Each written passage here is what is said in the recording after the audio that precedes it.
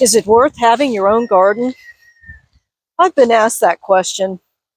Sometimes it's from people who watch me put all this effort into my garden.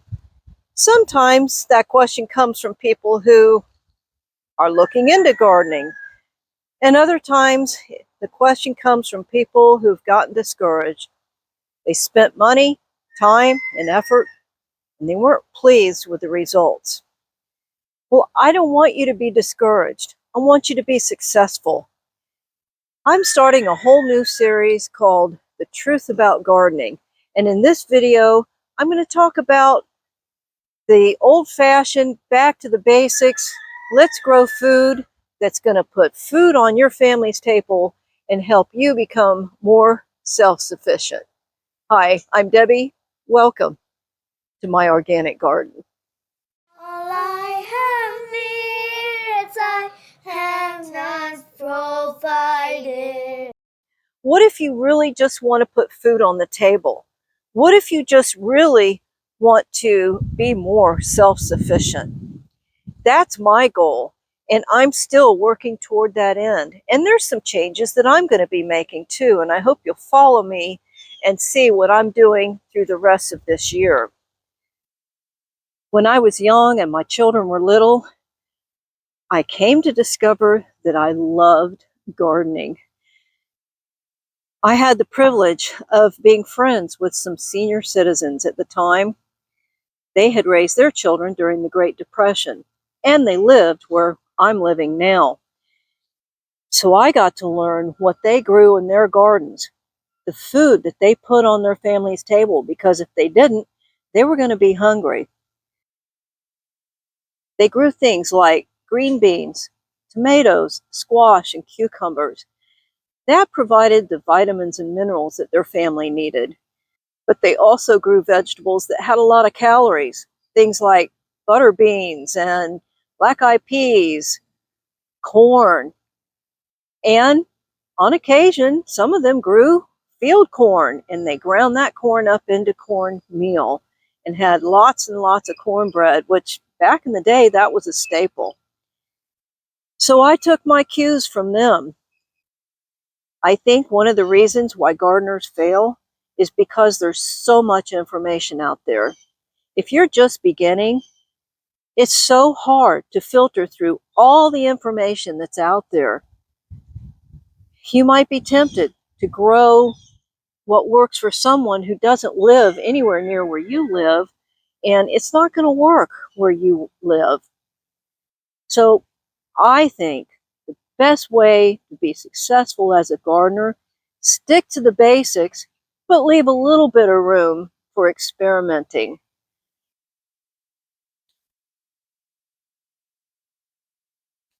This is an Everglades tomato plant that came up on its own. Years ago, I never heard of Everglades tomato plants, but they are a native to Florida, and so it does very well here. So for me, this is a new variety that does work. I'm glad that this was introduced to me and I gave it a try. Now it comes up volunteer all over my garden, and this big bush here is volunteer bush. So you can leave room for some experimenting, but don't major on the experiments. Major on the tried and true vegetables that work in your area. Here's an example of just a little bit of my garden that I save for experiments. This is Brussels sprouts, and I'm already having to shade it from the hot March sun here in Central Florida. It's been growing since the end of September. And you know what? I'm not going to grow it again. It's not ready, and I need this space for the spring vegetables that I want to put here. I want to put some Italian beans here, and I'm still waiting for the Brussels sprouts to finish growing. So, experiment. Sometimes you got to throw that experiment away. It's not a failure if you learn something, right? Here's what they look like. This one doesn't even have any. this one, I don't know how much longer I gotta wait. And here, they're a little bit bigger, but it's not worth anything. The next truth is, if you have to make raised beds, buy the dirt and the compost to go in it, man, that's expensive. If you have the ability to have the garden right into your soil that you have around your home, that's the cheapest way to go. The problem is most of us do not have good soil to begin with. So you've got to be able to enrich it. And that's where a lot of people think that they've got to have a lot of compost. And yes, compost is good for your soil, but there's ways to get around not having to buy as much or not having to make as much compost. So one of the things you can do is to grow cover crops and turn in vegetables that are already spent and let them decompose right in the soil in the bed that you've created. It really does work. And there's a whole science behind what crops that you can till in that will supply the nutrients that the next crop needs. If you have to do raised beds because that's the only option you have, there are some ways you can get around making it cheaper. And one of those things is to put logs and lots of leaves down in the very bottom so you don't have to buy as much dirt.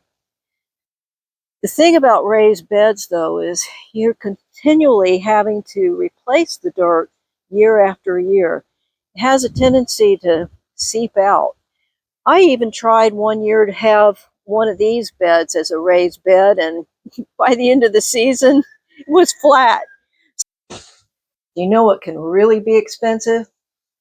Tillers, plows, tractors. Do you see all this behind me? That's all the tools I use in my garden. And yeah, even that is an investment. Get the best you can. They'll last for a long time. I have a wheelbarrow and I have a push plow that's been on my wall in the back of this shed for quite a few years. I don't use it anymore, but I'm not giving it up either. I've had tillers. I've had mini tillers. They're expensive, but they're not necessary. You can double dig your own beds, and it really is healthier for the soil. And we'll get into that in another video too. But I just wanted you to see, look, and some of those were handed down from my dad. So I didn't have to spend a whole lot of money on tools, and you don't either. For me, the biggest truth is my garden is a means for me to just slow down, pray, listen to the birds, feel the wind on my skin and through my messy hair. It just lets me relax. And it's actually bringing me into a different lifestyle, a lifestyle that understands that things aren't all that important. Save time for your family, save time for your friendships, save time to get alone with the Lord. In our next video, we're going to talk about fertilizer. Fertilizer can be really expensive. And now that I don't dare use animal manure in my garden, it really has become a challenge for me too. And we'll talk about that in the next video. Thanks for watching. Give me a thumbs up, please. It really is helpful. And be sure to subscribe. Great is thy faithfulness, Lord, unto me.